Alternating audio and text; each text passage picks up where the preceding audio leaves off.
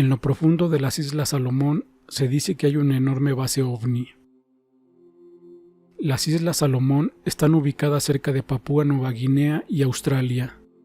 Esta es una parte del mundo que está muy alejada de la civilización, y solo recientemente la gente ha comenzado a aprender sobre los milagros que están sucediendo allí. En primer lugar, gracias al libro Secretos de las Islas Salomón, escrito por Marius Byron. Hace muchos años, Marius voló aquí desde Australia. Se casó con una nativa local y pronto se interesó por el folclore local. En primer lugar, sobre las historias de criaturas humanoides peludas gigantes de más de 4.5 metros de altura, que viven en los bosques y secuestran a las personas activamente, y no solo las secuestran, sino también se las comen.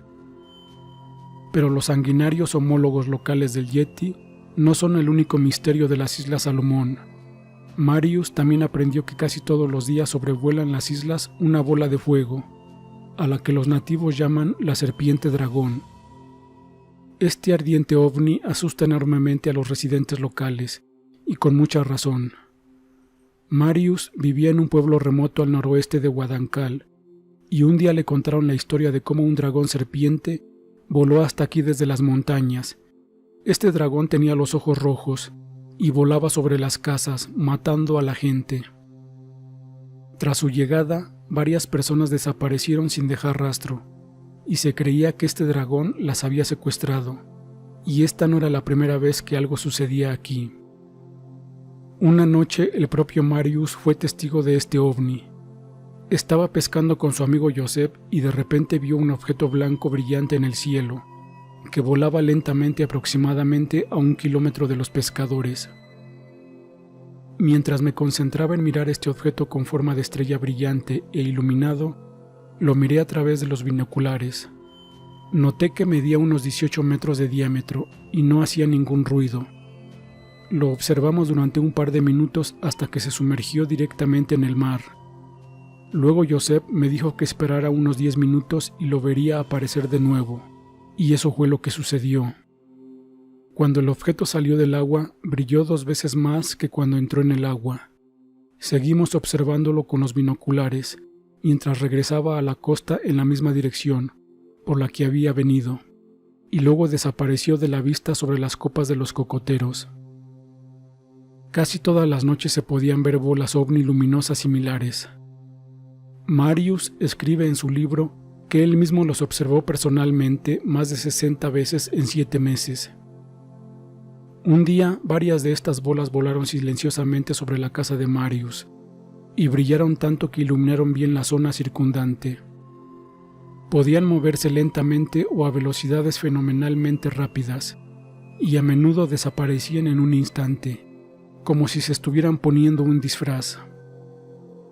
Los nativos le dijeron a Marius que su gente vio por primera vez a esta serpiente dragón hace más de 100 años, e incluso entonces estos objetos se comportaron de manera agresiva y hostil hacia los isleños.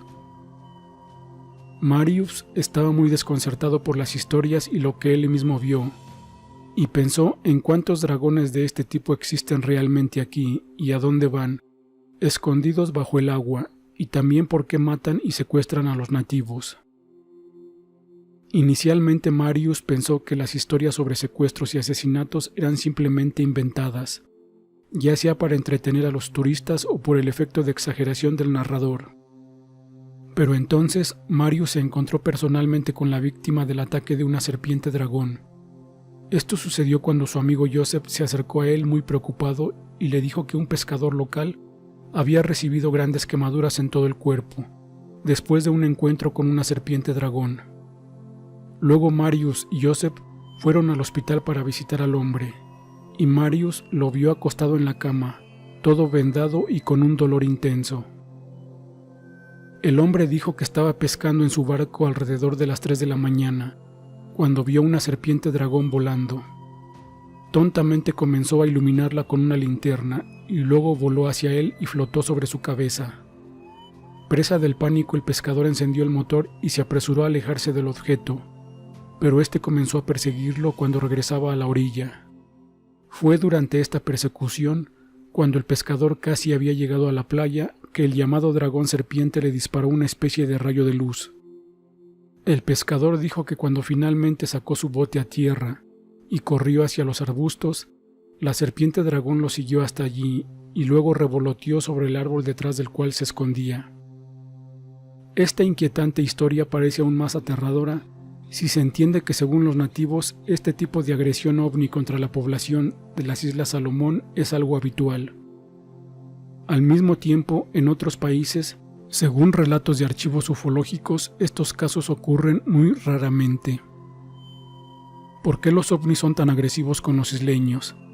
Tal vez actúan así porque este lugar es muy remoto y entienden que nadie les creerá a los nativos, o simplemente no habrá nadie que se ponga a investigar estos casos.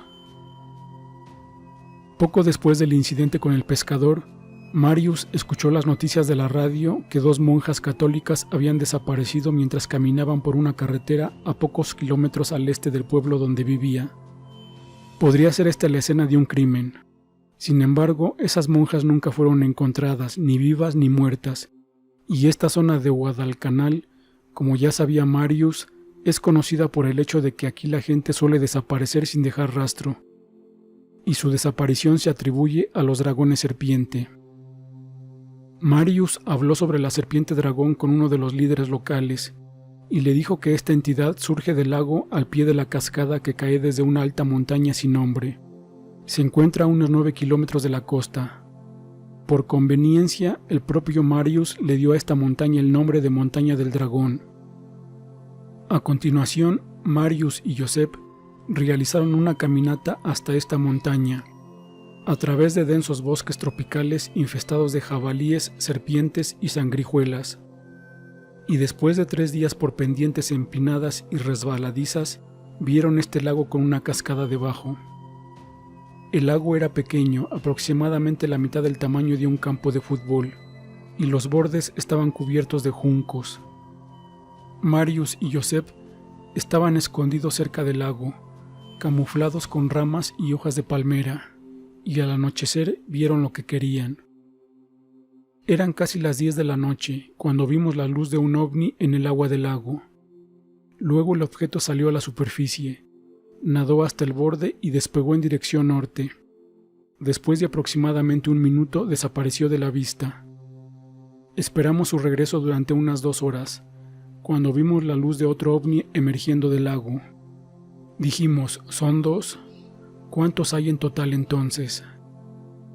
El segundo objeto no se dirigió hacia el norte, sino hacia el sur, a lo largo del valle, y pronto también desapareció de la vista.